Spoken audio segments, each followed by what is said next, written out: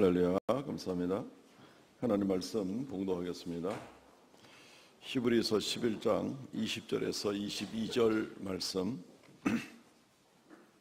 히브리서 11장 20절에서 22절 말씀 봉독합니다. 믿음으로 이삭은 장차 있을 일에 대하여 야곱과 에서에게 축복하였으며, 믿음으로 야곱은 죽을 때에 요셉의 각 아들에게 축복하고 그 지팡이 머리에 의지하여 경배하였으며, 믿음으로 요셉은 임종시에 이스라엘 자손들이 떠날 것을 말하고 또 자기 뼈를 위하여 명하였으며. 아멘. 22절까지 봉독하였습니다. 믿음의 대를 이으십시오 라는 제목으로 하나님의 말씀을 증거하도록 하겠습니다. 유대 속담에 이런 말이 있습니다. 아버지 때의 일은 아들 때의 징조가 된다. 아버지 때에 일어난 일은 아들 때에 사인이 된다, 징조가 된다 하는 이제 그런 말이 있습니다. 예를 들면 이제 아브라함이 에집트의 기근으로 인해서 내려갔을 때에 자기 부인을 이제 누이라고 쏘게 되고, 또 그 일로 인해서 부인을 이제 빼앗기게 되죠.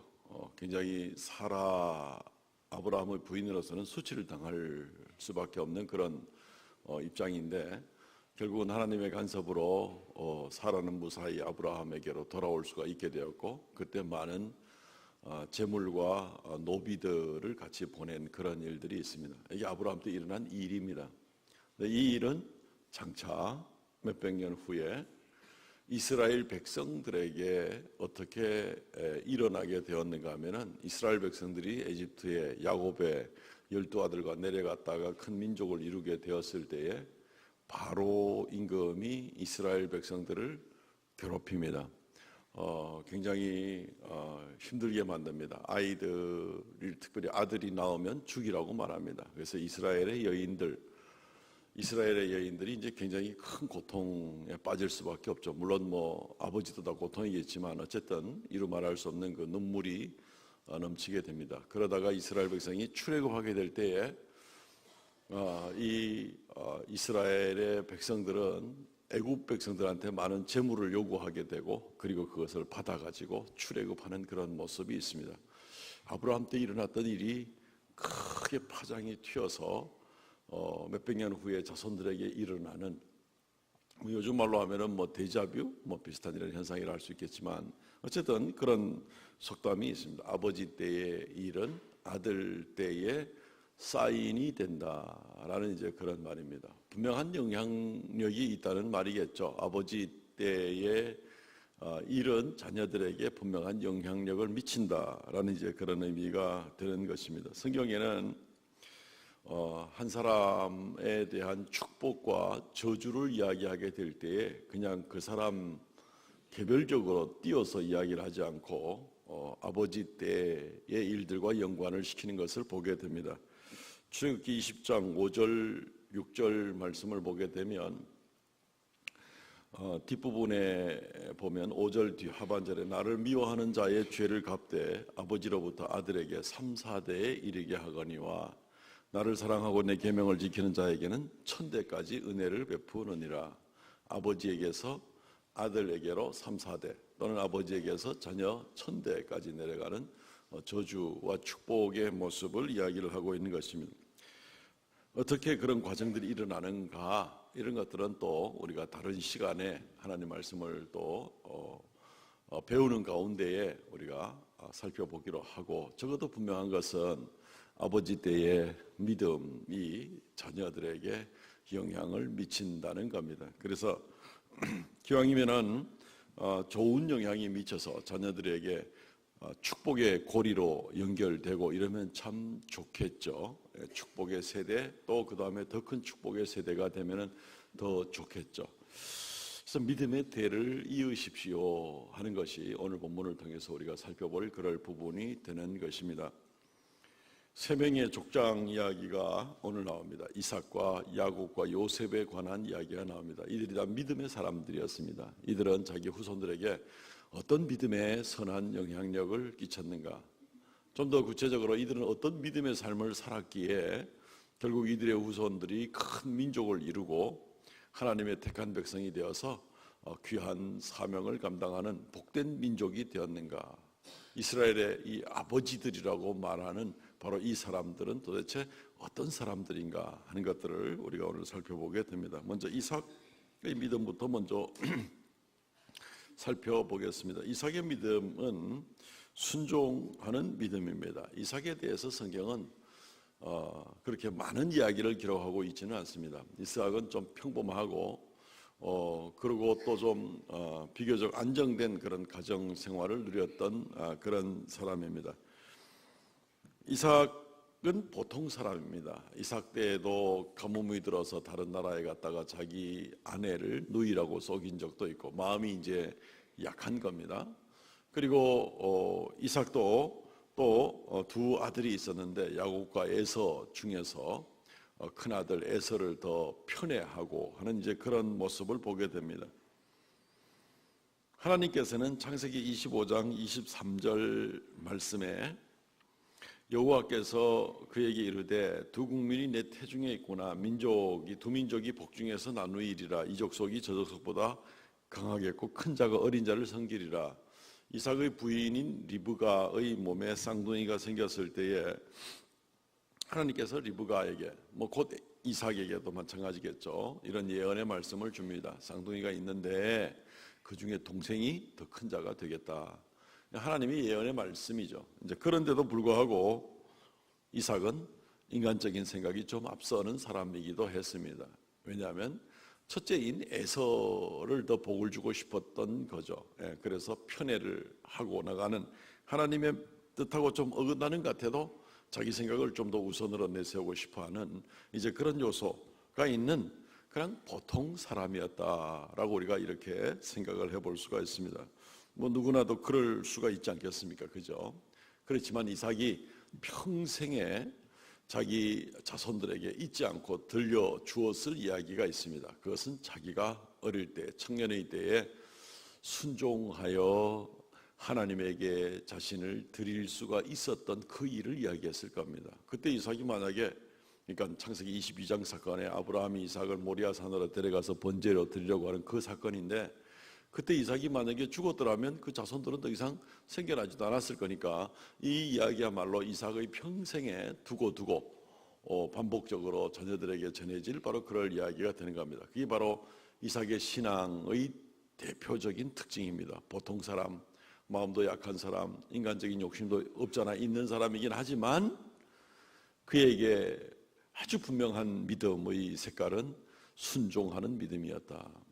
이삭이 자기 아버지 120세가 다 된 아버지 아브라함보다 힘이 약한 것도 아니고 얼마든지 도망칠 수도 있는 그런 상황이었지만 그는 아브라함이 하나님의 명령을 들었다 하고 아들을 번제단에 올리려 그럴 때 기꺼이 자원해서 그 번제단에 올라가는 그러한 이삭의 모습은 순종이라고 볼 수 있습니다. 하나님의 영광을 위하여 하나님의 명령이라면, 하나님께서 아버지를 통해서 내려준 그 명령이라면 내가 순종을 해야 된다.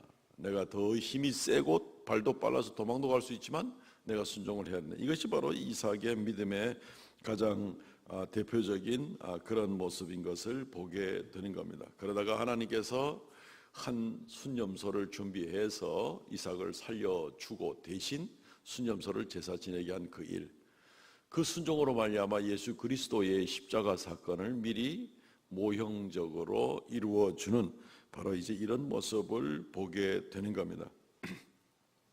하나님의 명령이라면 어떤 것이라도 내가 먼저 순종을 하고 나가야 되겠다.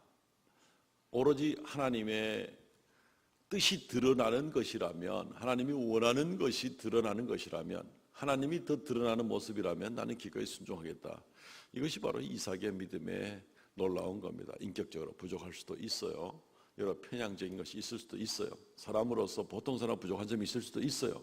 그렇지만 하나님의 명령에 대해서만큼은 하나님의 이름을 드러내기 위해서 내가 무슨 일이 있어도 내가 이 일만큼은 순종해야 되겠다. 이삭에게 바로 이런 모습이 있습니다. 우리 성도들은 이런 순종의 믿음을 자녀들에게 지금 보여주고 있습니까? 이게 이제 대를 잇는 믿음이 되어야 되는 겁니다. 아버지 때 그렇게 순종하고 나갔던 거, 우리도 아버지를 닮아서 하나님 앞에 순종하고 나가야 되겠다. 우리가 잘 아는 그 중세시대 때 화가인 그 레오나르도 다빈치라는 분, 그분은 뭐 과학자, 수학자, 화가, 뭐 만물 박사인 셈인데, 이분이 그린 그림 중에 제일 대표적인 거 우리가 알고 있는 게 아마 마지막 만찬, 그죠? 12명 제자와 함께 예수님이 촥 이렇게 식탁 자리에 앉아 있는 그 그림이 있습니다. 레오나르도 다빈치가 43세 때 이제 그린 그림인데, 어떤 공작의 부탁을 받고 이제 이 그림 그리는 작업을 3년 동안 했습니다. 3년 동안 그림을 다 완성을 하고 자기 공작한테 주기 전에 먼저 자기 친구한테 먼저 이 그림을 한번 보여주면서 이 그림을 어떻게 생각하느냐라고 이렇게 이야기를 했습니다. 이 친구가 하는 소리가 원래 이 레오나르도 다빈치의 그림에는, 이 마지막 만찬의 그림에는 예수님이 오른손에다가 그 컵을 들고 뭐 이 잔을 마시는 자 뭐 이런 식의 메시지가 나오는 그 장면이겠죠. 컵을 들고 있는 이제 이런 그림이었는데, 친구한테 보여주니까 이 친구가 하는 얘기가, 야, 저 예수님 손에 들려진 저 컵은, 저 잔은 정말 같아. 그림 같지 않고. 그게 제일 먼저 확 드러났다는 거죠. 그러니까 레오나르도 다빈치에게는 이것이 달리 생각이 되었습니다. 아니, 예수님을 가운데 놓고 제자들을 6명 양쪽으로 그림을 그렸는데 예수님이 드러나야 되는데 이 컵이 더 드러나게 되는 것은 안 되겠다. 이래서 그림을 그 자리에서 고쳐서 컵을 없애고, 그 그림을 보면 예수님이 양손을 이렇게 뻗어서 이렇게 테이블 위에 올려놓는 이제 그런 그림으로, 그래서 그 그림의 내용이 바뀌었다는 이제 그런 내용이 있게 됩니다. 오직 하나님의 이름이 드러나는 그 일을 위해서라면 내 의지, 내가 처음 구상했던 그 그림의 모양, 이런 거 기꺼이 하나님의 이름이 드러나고 주님의 영광이 드러나는 일을 위해서는 내가 기꺼이 그렇게 가겠다 하는 것을 이 그림 그린 그 배경 가운데서 우리에게 보여주고 있는 것입니다. 이삭이 결국 나중에 야곱을 축복을 하는 그 내용에서도 하나님이 드러나는 모습은 분명합니다. 창세기 28장 3절과 4절 말씀에 보면, 전능하신 하나님이 내게 복을 주시어 생육하고 강하고 번성하게 하여 여러 족속을 이루게 하시고 아브라함에게 허락하신 복을 내게 주시되, 뭐 이렇게 해서 자기 아들 야곱을, 비록 도망가는, 사고치고 도망가는 야곱이었지만 위에서부터 내려오는 자기가 아버지 아브라함에게 받았던 그 축복을 자기 아들에게 축복을 해주는 그런 모습을 보게 되는 겁니다. 순종하는 믿음, 하나님의 영광을 더 드러내려고 애를 썼던 그런 이삭의 믿음은 결국 이러한 축복을 자녀들에게 내려주게 되는 이제 이런 모습을 보게 되는 겁니다. 우리가 자녀들한테 무엇을 물려줄 것인가를 한번 잘 생각해 보시기를 바랍니다. 오늘 말씀은 물론 우리가 믿음의 대를 잇자는 것이니까 믿음을 잘 물려줘야 되는데, 어떤 믿음을 물려줄 것인가? 어떤 믿음? 뭐 기복신앙 같은 믿음, 그냥 잘 먹고 잘 살게 되었다는 뭐 그런 거, 아니면 뭐 교회에서 내가 큰 소리를 치게 되었다는 뭐 그런 거, 이런 거 아니라 정말 내가 목숨 내놓고 하나님의 명령이라면 순종을 했었다라는 그런 거를 자녀들에게 물려줄 수 있는 그런 믿음이 되면 좋겠습니다. 아멘.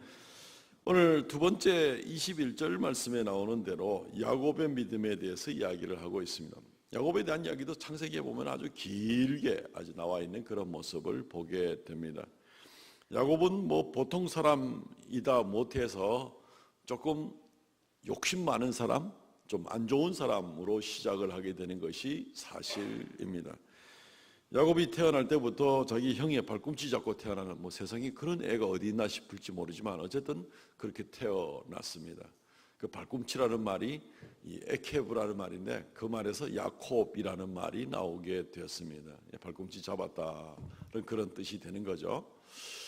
그러더니 많은 야곱이 살아가는 모습 가운데에서 보면 실제로 야곱이 형님에게 팥죽 한 그릇, 뭐 붉은 죽 한 그릇을 팔아먹고 장자권을 뺏는다든가, 그리고 또 나중에는 자기 형님 행세하면서 자기 아버지를 속여서 축복을 받으려는 이제 그런 모습, 악하기까지 한, 보통 사람이다 못해서 악하기까지 한 이제 그런 모습을 보게 되는 것입니다. 이 일들을 이렇게 보게 될 때에 야곱은 굉장히 좀 악한 모습으로 시작을 합니다. 물론 이 일로 인해서 야곱이 자기 아버지의 복, 하나님이 주시는 복을 받지는 못했습니다. 그 일로 인해서 야곱은 고통을 많이 겪었습니다. 야곱이 외삼촌 집에 갔다가 결혼하는 날 부인이 바뀌는, 외삼촌한테 쏘가서, 그리고 품삯을 10번이나 쏘김을 당하는 일들, 자기 딸이 강간을 당하는 일들, 자기 아들들 가운데서 서로 한 명을 팔아넘긴 일들, 심지어 자기 맏아들은 자기의 4번째 부인과 더불어 침상에 같이 올라간 일들, 야곱의 인생 가운데 참 고통스러운 일이 많습니다. 그래서 야곱이 나중에 바로 임금 앞에 나가게 되었을 때에, 이 요셉으로 인해서 바로 임금 앞에 나가게 됐을 때 야곱이 하는 이야기가 뭐냐면, 내 인생이 130세인데 험악한 세월을 보냈습니다 라고 이야기를 합니다. 그러니까 속임수라도 써가지고 복을 좀 가로채려고 그래 했으면 복을 받아야 될 것 같은 생각이 드는데, 근데 실제로 그 일로는 야곱은 복을 받지를 못한 겁니다. 오히려 그 속임수와 악한 일로 인해서 굉장히 험악한 세월을 보내게 된 것입니다. 그런데 그와 동시에 야곱은 하나님 앞에 조금씩 변화되기 시작을 합니다. 많은 고난을 통해서, 속임을 당하는 일을 통해서, 도망가는 일을 통해서, 집안에 일어나는 엄청난 재난들을 통해서 야곱은 깨닫고 점점 변화되어서 하나님을 닮아가는 그런 삶을 시작하게 됩니다. 성화의 삶을 살게 되는 겁니다. 처음에는 자기 영광으로 말미암아 시작을 하고, 하나님의 언약은 분명히 작은 자가 큰 자보다 더 크게 된다고 그랬으니까 자기가 더 크게 될 거라고 생각은 있을 수 있는데, 인간적인 방법으로, 악한 방법으로 그 욕심을 이루려고 하다가 결국 그에게 닥친 결과는 온갖, 진짜 한마디로 딱 정리해서 험악한 세월을 살 수밖에 없었던 것이죠. 그렇다고 하나님의 처음 뱃속에 있을 때 그 약속이 어디 갔느냐 하면 그것은 아닙니다. 하나님의 약속은 분명한 약속입니다. 야곱이 점점 고난 가운데 변화되고 하나님을 닮아가고 한 걸음 한 걸음 연단되고 나가는 과정 가운데 야곱은 하나님의 복을 받을 준비가 되는 사람이 되는 것입니다. 이제는 비로소 그 준비가 되는 것입니다. 그래서 결국 야곱이 거부가 되고 또 믿음의 조상이 되게 되고, 그리고 하나님의 축복의 수여자가 되는 그런 모습을 보게 되는 것입니다. 우리가 창세기 47장 7절로부터 10절 말씀에 보면은 야곱이 자기 인생을 깊이 후회합니다. 네 나이가 얼마냐? 130입니다. 그런데 험악한 세월을 보냈습니다. 그리고 10절 말씀에 보면은 야곱이 바로에게 축복하고 그 앞에서 나오니라. 험한 세월 거치는 동안 인격과 신앙이 연단이 되고, 그리고 더 이상은 젊었을 때 추구하던 그 영광과, 정말 하나님의 영광보다는 자기 영광을 자기 방법대로 자기 욕심대로 하던 이제 그러한 야곱이 이제 130세가 돼가지고 무슨 땅의 영광을 더 구하겠습니까? 그렇지만 막상 그때에 하나님께서는 야곱을 영광스럽게 해주신 그런 일들이 나타나게 되는 것입니다.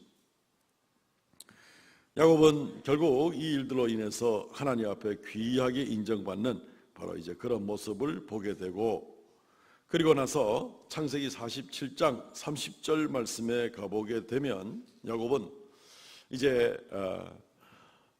이 요셉에게 서약을 시키는 장면을 보게 됩니다. 죽을 때가 다 된 겁니다. 야곱은 147세에 이제 세상을 떠나게 되는데, 내가 조상들과 함께 눕거든 너는 나를 애굽에서 메어다가 조상의 묘지에 장사하라. 요셉이 이르되 내가 아버지 말씀대로 행하리이다. 야곱이 또 이르되 내게 맹세하라 하며 그가 맹세하니 이스라엘이 침상머리에서 하나님께 경배하니라. 오늘 우리가 읽은 21절 말씀이 야곱이 죽을 때에 요셉을 불러다가 서약하게 하고 경배하였다 하는 내용은 바로 창세기 47장의 이 본문의 내용을 히브리서가 인용을 해서 지금 하고 있는 그런 말씀이 되는 겁니다.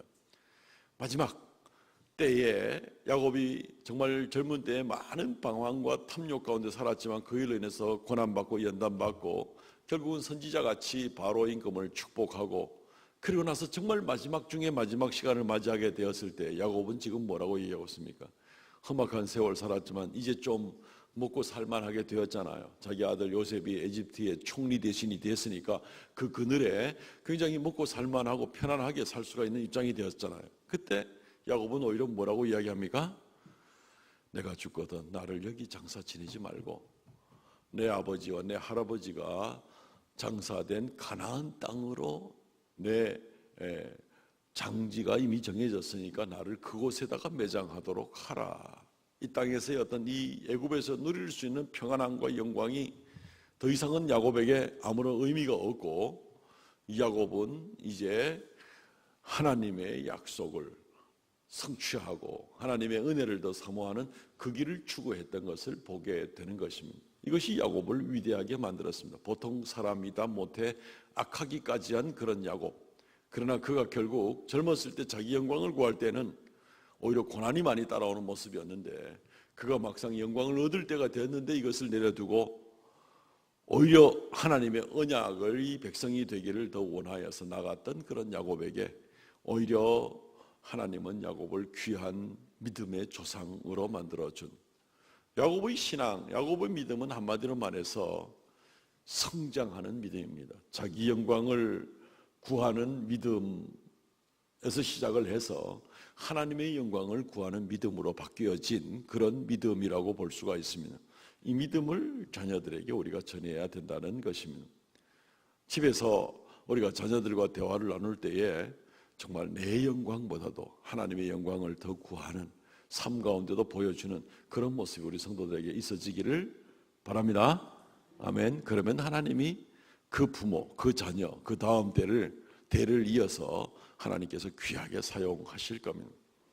오늘 예술가 얘기를 좀 드리게 되었는데 미켈란젤로 얘기 좀 잠깐 한번 좀 들어보시죠. 미켈란젤로가 어릴 때부터 이 조각에 대해서 미켈란젤로는 화가이면서 조각가이기도 하죠. 레오나르도 다빈치하고 비슷한 시대 때 사람이기는 합니다. 어쨌든 어릴 때부터 아주 재능이 천재적인 이 조각가로서의 재능이 보이게 되는 겁니다.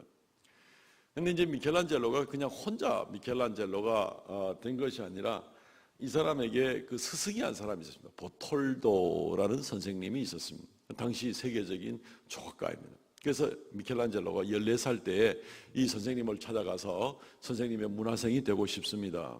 너 좋은 조각가가 되고 싶으냐? 예, 아주 대단히 실력이 있는 그런 조각가가 되고 싶습니다. 그러려면 뭘 네가 해야 되겠느냐라고 물으니까 그러면은 선생님 밑에서 열심히 기술을 좀 갈고 닦고 그래야 되겠지요. 이 보톨도도 미켈란젤로의 이 굉장한 이 잠재적 실력을 한번 이제 조각을 하는 것을 보면서 굉장한 그 잠재적 실력을 이제 발견하게 된 거죠. 그래서 문화생활을 받아들이면서 이제 그런 질문을 하게 된 겁니다. 그래서 그날 저녁에 무엇이 중요하다고 생각하느냐라고 이제 미켈란젤로에게 어린 14살 먹은 이 제자에게 이야기를 하게 됩니다. 이 제자는 기술을 연마하는 게 중요하죠.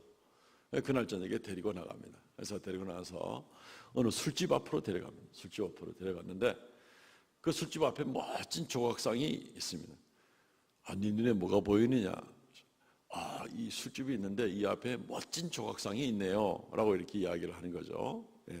그러니까 그러나서 또 한 군데 또 데려갑니다. 이번에는 성당을 데려갑니다. 성당 앞에 또 멋진 조각상이 있습니다. 네 눈에는 뭐가 보이느냐? 이 성당 앞에 아주 엄청나게 멋있는 조각품이 있네요.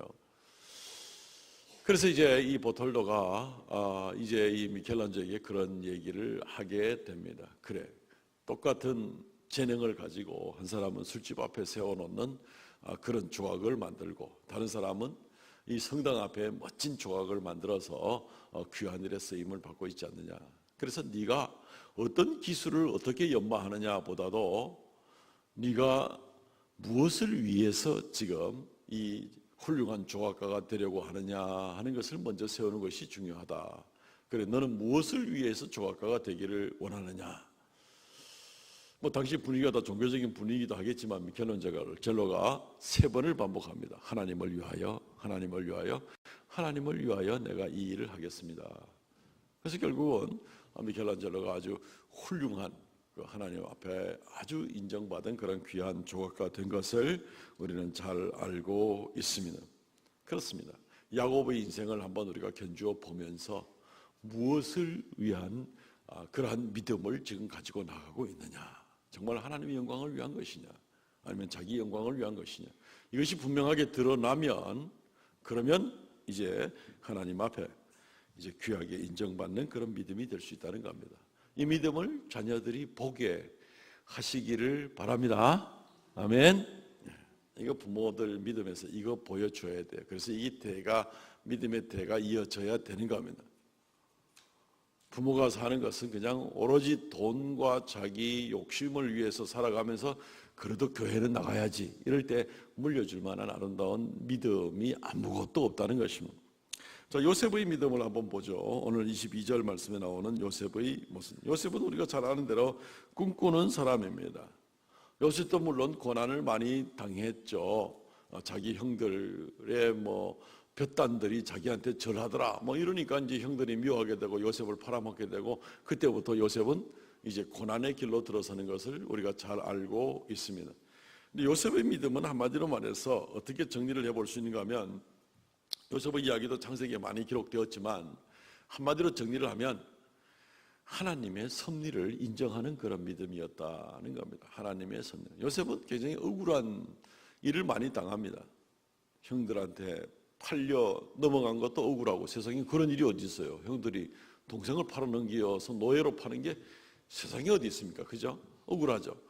그리고 보디발의 집에 팔려갔는데, 에집트의 12대장, 거기서도 보디발의 부인의 유혹을 이겨내느라고 자기는 애를 쓰고 심지어 도망을 갔는데 오히려 누명을 뒤집어 쓰고 감옥에 들어가게 되는 그런 모습 보게 됩니다. 감옥에 들어가서도 좋은 일 많이 했지만 아무런 빛을 못 보는, 그냥 한마디로 말해서 억울한 일을 참 많이 당한 사람이다 하는 것을 우리가 요셉의 삶 가운데서 볼 수가 있습니다. 그렇지만 요셉의 삶은 그와 동시에 어떤 억울한 경우를 당하는 것 같아도 하나님이 이 모든 것을 보고 계신다. 하나님이 나의 이 억울한 일들, 이 인생이 이렇게 막 꼬여나가는 것 같은 것, 그렇죠, 내가 중심으로 하나님 앞에 반듯하게 살려고 하는 것, 이거 하나님이 보고 계신다는 겁니다. 그래서 하나님이 인도해 주실 거라는 겁니다. 보디발의 아내가 요셉을 유혹할 때에도 창세기 39장 9절 말씀에 보면은 요셉이 그 보디발의 아내에게 크게 외칩니다. 이 집에 나보다 큰 이가 없으며 주인이 아무것도 내게 금하지 아니하였어도 금한 것은 당신뿐이니 당신은 그의 아내임이라. 그런즉 내가 어찌 이 큰 악을 행하여 하나님께 죄를 지으리이까. 아무도 없는 밀실입니다. 아무도 없는, 두 사람밖에 없는 그런 방에서 이 보디발의 아내가 그를 유혹할 때, 그렇지 않다, 여기 한 분 더 계신다, 하나님이 여기 지금 계신다, 하나님이 여기서 보고 계시는데 내가 하나님께 죄를 짓겠느냐, 당신 남편은 내 주인이기 때문에 그 관계에서라도 내가 죄를 지을 수도 없고, 더구나 하나님 보시는 이 앞에서 내가 어떻게 죄를 지을 수 있느냐, 내가 그럴 수가 없다는 것입니다. 하나님이 늘 보시고 계시고 하나님이 늘 섭리하고 계시고, 자기 인생이 어떻게 생각하면은 죄를 지어서라도 좀 요렇게 가지고 그 자기의 비참한 시절을 좀 벗어나고 싶은 생각이 좀 있을 수도 있을지 모르겠지만, 요셉은 그것보다는 하나님의 섭리를 더 중요시 여겼습니다. 하나님 보고 계시는 것을 더 중요시 여겼습니다. 요셉의 이러한 신앙 중심이 분명한 것은 창세기 45장 5절과 7절 말씀에 보면은 형들이 이제 기근이 들어서 요셉은 총리 대신이 되었고 요셉에게 와서 곡식을 살려고 하고, 요셉이 자기가 요셉이라는 것을 밝히게 되었을 때 형들은 생각은 뭡니까? 이제 우리 다 죽었구나, 이런 생각을 할 수밖에 없는 거죠. 그럴 때 요셉이 뭐라고 말합니까? 2번 똑같은 얘기를 합니다. 나를 이곳에 팔았다고 해서 근심하지 마십시오. 하나님이 생명 구하려고 나를 당신보다 먼저 보내셨나이다. 판 거는 형님들이 팔았는데, 요셉이 지금 말하는 것은 하나님이 나를 이곳에 먼저 보냈습니다. 하나님의 섭리를 인정하는 거죠. 7절, 하나님이 큰 구원으로 당신들의 생명을 보존하고 당신들의 후손을 세상에 두시려고 나를 당신들보다 먼저 보내셨나니. 똑같은 말을 두 번 반복합니다. 하나님이 나를 이곳에 보낸 겁니다 라고 얘기하는 거죠. 인생의 그 우여곡절 가운데 억울한 것이 보통 한두 가지가 아닌데 요셉은 이 모든 일들 가운데 하나님의 간섭과 개입이 있어서 지금 이렇게 인도함을 받은 것입니다 라고 요셉이 분명하게 이야기를 하고 있는 것을 보게 됩니다. 하나님의 섭리, 요셉에게 있어서 이것은 흔들리지 않는 그런 믿음이었습니다. 우리가 오늘 읽은 22절 말씀 보시면 히브리서 11장 22절, 믿음으로 요셉은 임종시에 이스라엘 자손들이 떠날 것을 말하고 자기 뼈를 위하여 명하였으며. 요셉도 야곱과 비슷한 얘기합니다. 그런데 야곱은 곧바로 가나안 땅에 가서 매장할 수 있었는데 요셉은 당장 그럴 수는 없습니다. 요셉은 거기에 죽었고 임시로 매장되었다가 한 200년 더 흘러가게 되죠. 그런 다음에 이스라엘 백성들이 드디어 이제 출애굽하게 될 때에 요셉의 뼈를 다시 꺼내 가지고 가나안 땅으로 이장을 하는 이제 이런 모습을 우리가 보게 되는 겁니다. 명백한 것은 요셉의 중심에도 오로지 하나님 중심이었다는 것입니다. 하나님의 섭리, 내 인생의 꼬이고 힘든 과정을 통해서도 하나님의 섭리를 인정했고, 그리고 자기 의지적으로도 하나님이 원하는 곳, 하나님의 영광을 위한 곳, 하나님이 정한 약속의 땅, 거기를 내가 가겠다는 겁니다. 거기에 이 우선권을 두었던 이런 요셉의 모습을 보게 됩니다. 창세기 50장 25절에 나온 이야기를 여기서 히브리서 11장 22절에 인용을 하고 있는 겁니다. 사실 여기서 올라가겠다 맹세하라. 그리고 이것을 인용해서 히브리서 11장 22절의 이야기를 하고 있습니다. 나중에 이스라엘 백성들은 요셉의 명령대로 이장을 해나가는 그런 모습을 보게 됩니다. 하나님의 섭리를 인정하는 그런 믿음을 가지고 계십니까? 우리에게 일어나는 일들이 좋은 일이든지 또는 억울하게 보이는 일이든지 또는 지금 고난 가운데 있는 그런 일들이든지 간에 이런 일들이 전부 하나님의 뜻 가운데 여전히 내가 하나님 중심으로 살아갈 때 하나님께서 이것을 다 보고 계시며 그리고 하나님께서 이 가운데서 나를 이끌어 주실 것을 분명하게 믿는, 그래서 불평과 불만을 하지 않는 그런 삶 가운데에 그런 믿음을 지금 가지고 있습니까? 졸지에 사고를 만나고 예상하지 못했던 질병을 만나고 집안에 졸지에 어려운 일들이 생겨나는 일들이 있을 수 있는데 이걸 누구를 탓하고 시대를 탓하고 뭐 원망하고 불평하고 심지어 신앙을 떠나고 이런 일들이 얼마든지 있을 수 있습니다. 그런 일들을 많이 보게 됩니다. 그렇게 나갈 것인가? 아니면 요셉 같은 사람을 보게 되면서 정말 하나님의 섭리가 미치지 못하는 곳이 없고 내가 어느 곳에 어떤 지경에 있을지라도 하나님이 다 보고 계실진데 여전히 내가 그 가운데서라도 하나님 앞에 경건한 삶을 살며 하나님 앞에서 살며 그리고 하나님의 섭리를 기대하는 그런 믿음으로 나갈 것인가? 이 믿음을 자녀들에게 보여주시기 바랍니다. 그러면 그런 믿음을 자녀들은 대를 이어 내려가게 되어 있는 겁니다. 부모에게서 보았기 때문에 그렇습니다. 그런데 부모들에게서 그 모습을 보지 못했다면 문제만 생기면 불평하고 시험 들고 인간적인 냄새만 풀풀 나고 막 이런 모습만 보았다면 집안에 어려운 일 생길 때마다 자녀들이 나중에 자기들이 세대에 어려움을 당할 때에는 자녀들은 뭘 보고 흉내를 내야 됩니까? 본 게 없는데, 배운 게 없는데. 말씀을 맺겠습니다. 사랑하는 성도 여러분, 오늘 믿음의 대를 이으라 라는 말씀은 제목을 가지고 말씀을 전하게 되었습니다. 자녀들에게 믿음의 대를 이어나가는 그러한 가문들이 되시기를 바랍니다. 형식적인 믿음, 종교생활 그런 거 말고 정말 오늘 이 이삭과 야곱과 요셉이 보여주신 살아있는 믿음, 이들이 뭐 특별한 사람들이었습니까? 처음부터 끝까지 그냥 쫙 순탄한 인생을 살았던 사람들이었습니까? 믿음이 처음부터 엄청 큰 사람들이었습니까? 아니잖아요. 다 보통 사람으로 시작을 하고 아니면 그 이하부터 시작을 한 사람들일 수 있잖아요.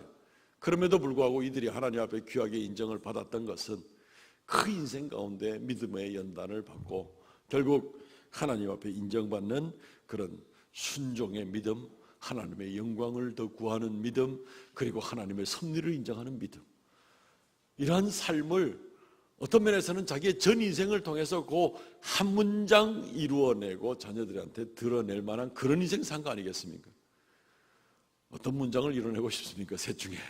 아니면 이 세 가지를 다 드러내는 그런 믿음이 되고 싶습니까? 이런 모습이 나가게 되면 하나님이 이삭과 야곱과 요셉을 사용하셔서 큰 민족을 이루고 택한 백성이 하나님의 큰 역사를 이루어 나가는 그 일들을 우리 성도들과 그 가정을 통해서 이루어 주실 줄로 믿습니다. 이러한 진정한 믿음으로 복된 가정 다 되시기를 주의 이름으로 축원드립니다. 아멘. 이 3분간 자신과 가정을 위해서 한번 정말 온전한 믿음의 대를 이어가게 주님 도와주시옵소서. 기도하는 시간을 갖겠습니다. 기도합니다.